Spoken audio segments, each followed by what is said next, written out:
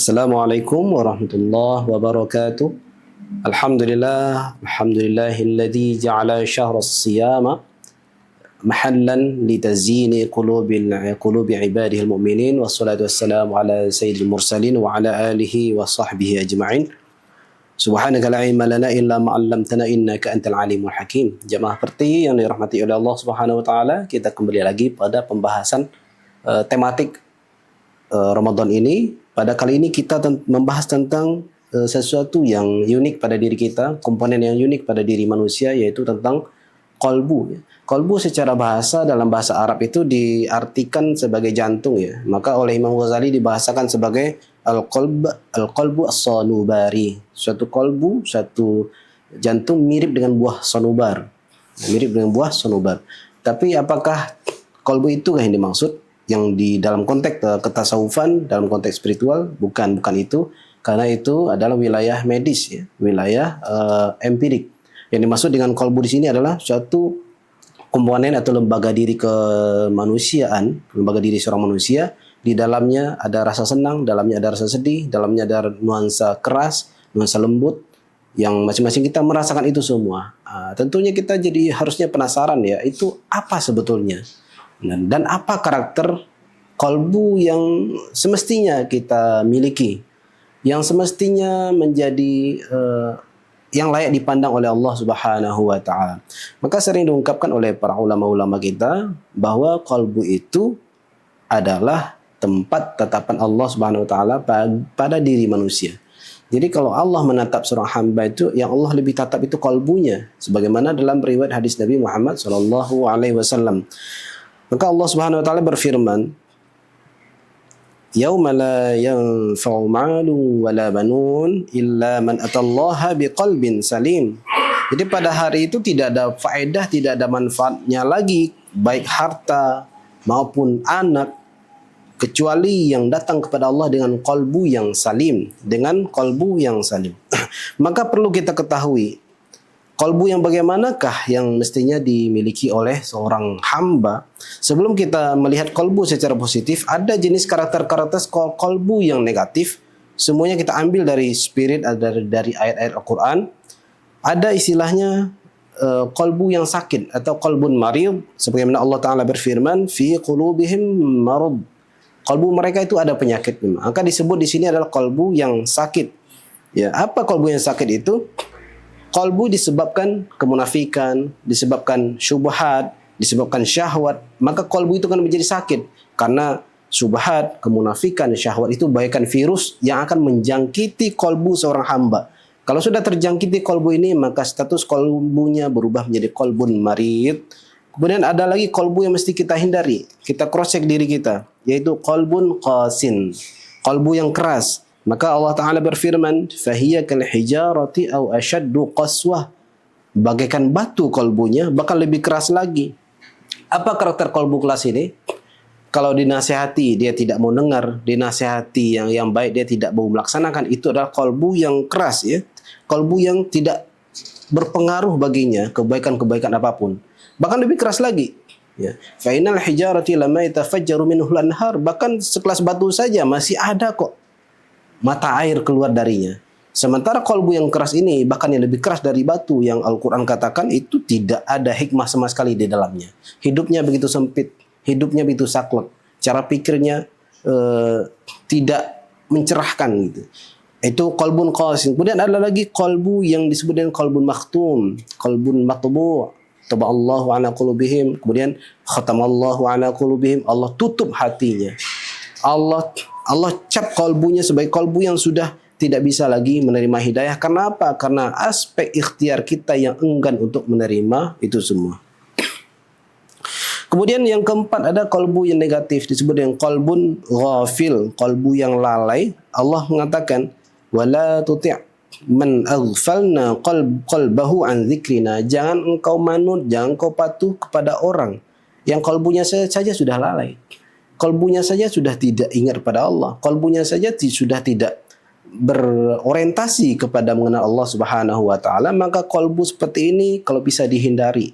Maka berbeda dengan ada nasihat dari Imam Ibnu Athaillah As-Sakandari dalam kitab Al-Hikamnya, la tashab man la yunhiduka haluhu. Jangan kamu berinteraksi, jangan kamu bersuhbah dengan orang yang justru tidak akan meningkatkan kualitas spiritualmu. Itu harus dihindari, karena kalau kita wadahnya tidak kuat, imunitas spiritualnya tidak kuat, akan mempengaruhi pada diri kita. Terakhir, ada kolbu yang negatif, disebut dengan kolbun a'ma, kolbu yang buta. Maka Allah Ta'ala berfirman, فَإِنَّهَا لَا تَعْمَلْ أَبْصَارُ وَلَكِنْ تَعْمَلْ قُلُوبُ. Bukan mata ini yang buta, tapi kolbu yang buta. Ada dua orang yang sama-sama menatap dengan mata kepalanya terhadap satu objek yang sama. Itu cara pandangnya berbeda. Kalau yang satunya kolbunya terbuka, akan beda cara pandangnya. Satu kolbu yang tertutup, akan beda cara pandangnya. Kalau kolbunya buta, tidak akan bisa menatap. Sebagaimana orang memiliki mata buta, susah untuk berjalan. Dia butuh bimbingan.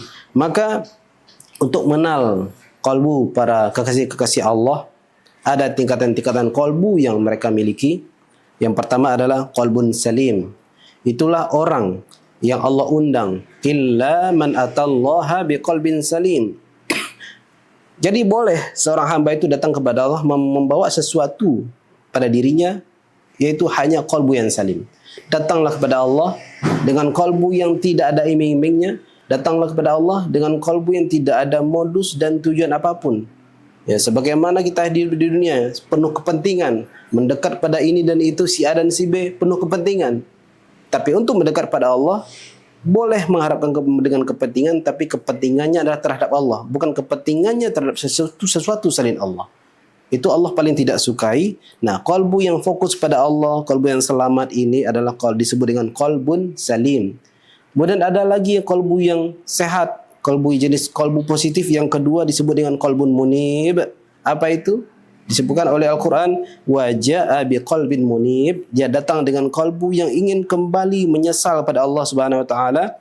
Dia kembali pada Allah, mengakui kesalahannya dengan penuh cinta, mahabbah dan ketundukan pada Allah Subhanahu wa taala. Senantiasa menyesali perbuatannya, senantiasa melihat kesalahan-kesalahan selama ini dan diperbaiki. Tidak membiarkan kesalahan dan tidak mengulangi.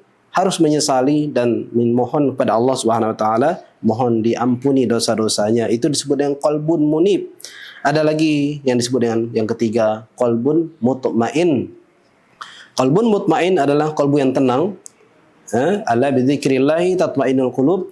Orang yang zikir pada Allah, ingat pada Allah, ya, dia senantiasakan segala sesuatu ini adalah karena Allah. Ini semuanya adalah kehendak Allah. Dia sadar untuk itu, maka saat itu dia akan tenang. Karena dia tahu yang melakukan sebenarnya siapa. Dia tahu yang mentakdirkan siapa. Maka orang seperti ini akan tenanglah kalbunya. Kemudian, yang keempat disebut dengan qalbun khasyi'. Qalbun khasyi', qalbu yang khusyuk. Allah Ta'ala berfirman, Alam ya'ni lilladzina amanu an takhsha'a qulubuhum li dzikrillah. Siapa qalbu yang khasyik itu? Qalbu yang selalu merasa hina di hadapan Allah Subhanahu wa taala. Dan terakhir yang kelima disebut dengan qalbun taqi. Qalbu yang segan kepada Allah, qalbu yang sungkan kepada Allah, disebutkan oleh Al-Qur'an, "Dzalika wa may yu'azzim sya'airallah fa innaha min taqwal qulub." Apa itu qalbu yang taqi? Qalbu yang penuh dengan kesungkanan, keseganan, karena betapa hebatnya Allah Subhanahu wa taala dan pengagungannya pada Allah Subhanahu wa taala. Maka pada konteks bulan Ramadan kita harus rasakan anugerah-anugerah dari Allah supaya kita tahu sebetulnya betapa besar Allah itu memberikan kasih sayang kepada kita. Kita dikasih kesempatan ibadah yang luar biasa pada saat ini, pada bulan Ramadan ini dikasih kesempatan waktu yang luang. Ya, bahkan kalau Rasulullah pernah bahasakan tentang berlipatnya pahala bulan Ramadan, artinya apa? Bukan soal pahalanya, berarti Allah muliakan Ramadan.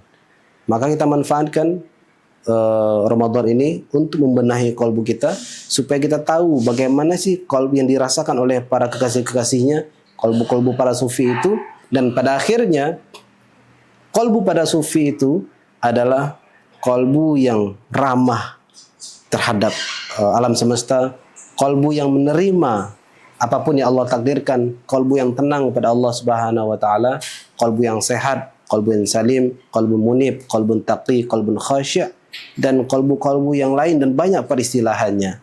Itu semua kembali kepada diri kita. Akankah kita mau menjadikan kalbu kita ini layak sebagai titik pandang Allah Subhanahu wa taala? Demikian jemaah parti yang dirahmati oleh Allah Subhanahu wa taala, untuk kita perhatikan bersama, untuk kita muhasabahi bersama. Kita lihat kalbu kita muhasabah diri kita. Sudahkah kalbu kita kalbu yang sehat, atau kalbu kita kalbu yang sakit, kalbu yang keras? Semoga Allah jaga kita semua, Allah bantu kita dan perbaiki kalbu. Wallahu ta'ala alam. Wassalamualaikum warahmatullahi wabarakatuh. Sinarnya tarbiyah kita seluruh Indonesia.